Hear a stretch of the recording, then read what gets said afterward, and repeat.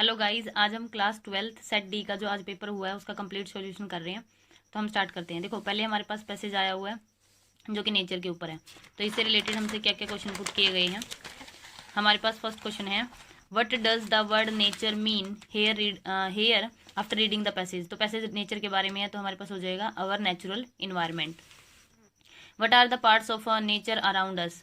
तो पैसेज के अकॉर्डिंग हमारे पास हमारी सराउंडिंग में क्या क्या है, sun, moon, mountains, rivers, birds, animals, सब कुछ है। तो ऑल ऑफ दी अबव हमारे पास ऑप्शन हो जाएगा। How can we help our cells. तो हम अपनी मदद कैसे कर सकते हैं, with the little help of nature, यानी नेचर की हेल्प करके। ये अकॉर्डिंग टू पैसेज आंसर्स हैं।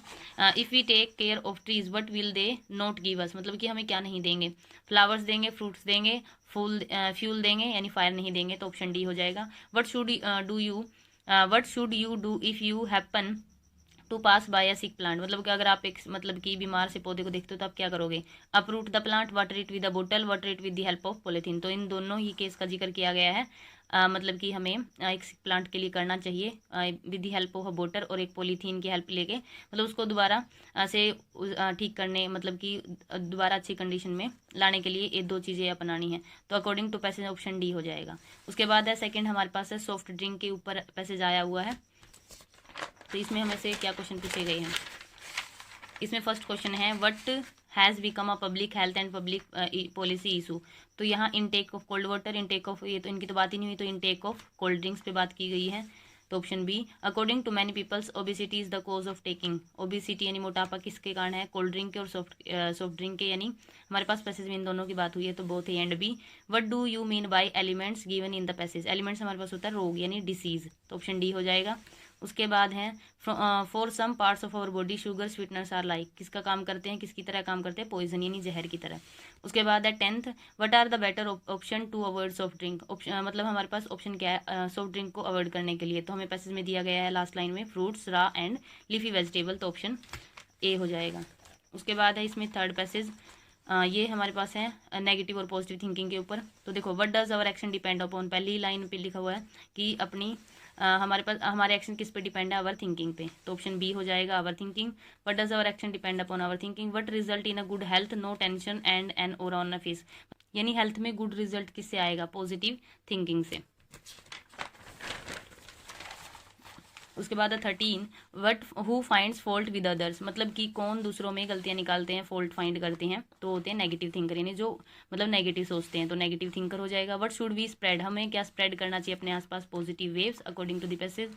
When can we creative with innovative ideas. Last line में लिखा हुआ है क्रिएटिव आइडिया को हम कैसे इनोवेटिव कर सकते हैं, when we enhance our power of thinking. मतलब अपनी पावर ऑफ थिंकिंग को एनहेंस करेंगे तो हम मतलब कि इनोवेटिव आइडियाज़ को क्रिएट कर सकते हैं। उसके बाद है हमारे पास ग्रामर पोर्शन। देखो, 16th में हमें दिया गया है, Mumbai is dash capital of Maharashtra. हमें आर्टिकल फिल करना है, तो Mumbai is the capital of Maharashtra. 17 में है, मैन इज डैश मोर्टल। तो हमारे पास क्या होता है, मैन इज मोर्टल। इसमें कोई भी आर्टिकल नहीं आएगा, नहीं जीरो आर्टिकल, तो हमारे पास ऑप्शन डी हो जाएगा। You are dash dash university graduate, यानी you are a university graduate, यूनी यानी यस लिखते हैं। तो हमारे पास जब कोई भी मतलब व्यंजन की साउंड आती है तो हम ए के साथ जाते हैं। अगर हमारे पास स्वर की कोई साउंड आती है तो हम एन के साथ जाते हैं। तो you are a university graduate. उसके बाद हमारे पास model, my grandfather dash to sing classic songs. देखो, my grandfather ought to sing classic songs.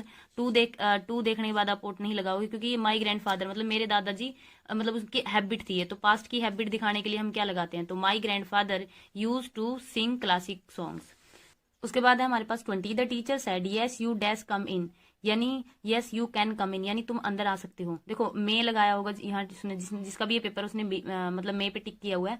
मतलब जैसे मे यू, जैसे हम बोलते हैं परमिशन लेते हैं, मे आई कम इन सर, तो हम परमिशन मांग रहे हैं। अब ये परमिशन यहाँ दी गई है, मतलब यस यू कैन कम इन, यहाँ तुम आ सकते हो, यहाँ परमिशन दी जा रही है। हम मे का यूज तब करते हैं जब हम परमिशन लेते हैं, तो ये yes you can come in. उसके बाद है 21, it is Sunday today I dash go to office. मतलब कि आज संडे है, मैं ऑफिस जा सकता हूँ, क्योंकि यहाँ नोट की कोई सेंस ही नहीं है, ना यहाँ मतलब किसी भी उसमें यहाँ नोट भी नहीं है और यहाँ नेगेटिव भी कोई मॉडल दिया नहीं गया है।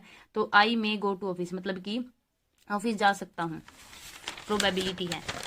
उसके बाद है हमारे पास 22 में हमारे पास क्या है, I have not all the question so far. देखो हैव है तो हैव नोट है, उसके बाद हमारे पास वर्ब की हैज और हैव के साथ हमारे पास वर्ब की थर्ड फॉर्म आती है, तो हैव नोट अटेम्प्टेड।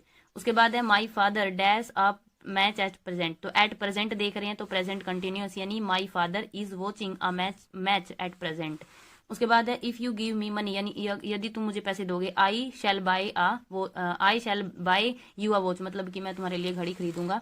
उसके बाद है वॉइस 25, रचित इज डिस्टर्बिंग मी, तो इज है तो यानी इज बीइंग के साथ, तो मी किस में बदलेगा, आई, और आई के साथ हम इज एम आर में से एम लगाते तो I am being disturbed, third form हो जाएगी डिस्टर्ब्ड बाय रचित। उसके बाद है 26 में हमारे पास है she has cheated us every time, तो देखो every time has been cheated या एवरी टाइम, ये दो ऑप्शन तो वैसे ही कट जाएंगे। उसके बाद वी हैज, तो वी के साथ हैज आता ही नहीं, तो क्या बचा, वी हैव बीन, और हैज हैव के साथ हमारे पास वो इसमें बीन लगता, तो we have been, third form cheated by her every time. उसके बाद है 27, सी टीजेस मी, सी टीजीज में देखो यहाँ टीज है, फर्स्ट फॉर्म टीजिंग है, तो ये दो ऑप्शन तो वैसे ही कट गए क्योंकि हमारे पास उसकी थर्ड फॉर्म आती है वो इसमें, तो दो बचे। अब देखो इसमें चेंज ही नहीं किया, सी इज टीज्ड बाय मी, मतलब मी पहले हमारे पास जो सब्जेक्ट तो होता है वो ऑब्जेक्ट का काम करेगा, और जो ऑब्जेक्ट वो आगे आएगा तो ऑब्जेक्ट क्या होगा, आई के साथ हमारे पास क्या लगेगा, सी टीजीज है ना, मतलब की वर्ब की फर्स्ट फॉर्म प्लस एस चल रहा है, इसका मतलब प्रेजेंट कंटिन्यूस में जाएगा, तो आई इज एम आर में से आई एम आर, उसके बाद टीजीज की थर्ड फॉर्म यानी I am teased by her. उसके बाद है narration, you said you are my friend, मतलब कि उसने कहा तुम मेरे दोस्त हो, तो यू सेड, तो टोल्ड तो वैसे नहीं आ सकता क्योंकि सेड टू नहीं है, तो you said that I was his friend, यहाँ देखो बाकी तो सब तीनों same, I you said that I was, तो देखो इसमें गड़बड़ है बस, यू आर माई फ्रेंड, तो माई यानी फर्स्ट पर्सन अकॉर्डिंग यू, मतलब इसके अकॉर्डिंग चेंज होगा, तो यहाँ क्या है यू में माई के मतलब कॉरस्पॉन्डिंग क्या होता है, यूर, तो you said that I was your friend, तो ऑप्शन डी ठीक हो जाएगा। उसके बाद है 29th, the teacher said to the boys you will get good marks this time, तो the teacher said to the boys, देखो सब में सेम है, the teacher said to the boys यानी टोल्ड आएगा, ठीक है। उसके बाद द बॉयज, इफ ये इफ वाला कट गया, the teacher said that the boys that, ठीक है, दे वर, उसके बाद विल का हमारे पास क्या होगा नरेशन में वुड, तो ये ऑप्शन भी कट गया।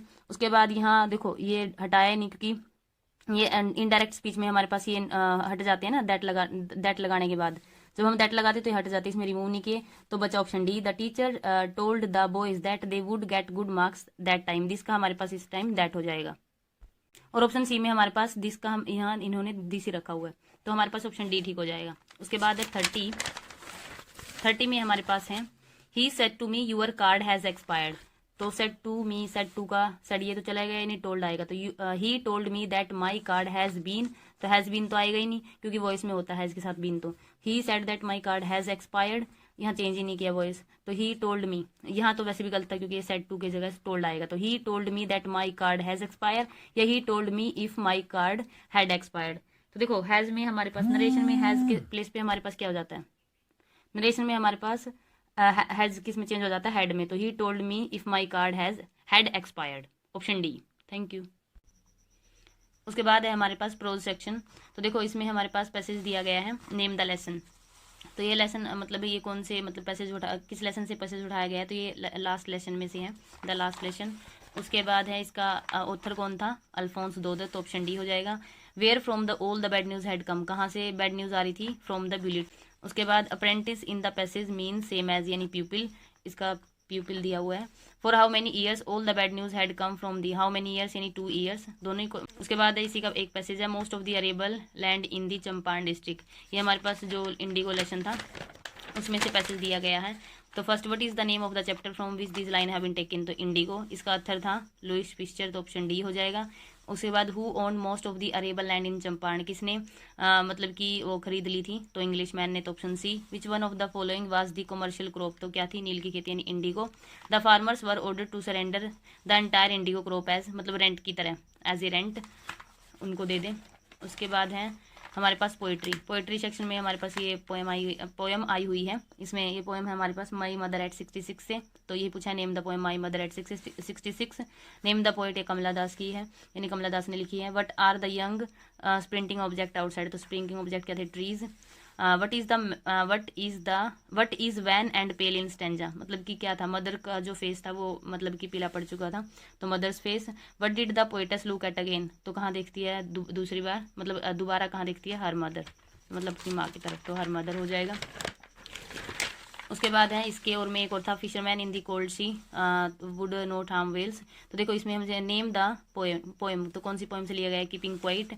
Name the poet of lines, Pablo Neruda. What would the fisherman do, क्या करता है, would not harm the hales, मतलब कि would not harm the hales, sorry whales को हार्म नहीं करता है। What would the man gathering salt do, क्या मतलब कि उनको क्या करना चाहिए, तो would look at his hand, अपने हाथों को देखना चाहिए, मतलब कि वो खून से सने हुए हैं। What would look at his hurt hands, मतलब who would look at his head, कौन देखते हैं, salt gatherers. Which language is the narrator talking about in the last lesson, French के बारे में बात कर रहे थे। With whom does Saheb go here and there, with his friends. The author in deep water has an aversion of water. What is the name of the iron master daughter, क्या नाम था, Edla. Where was Rajkumar Shukla waiting for Gandhi ji, at Kolkata, यानी option C हो जाएगा।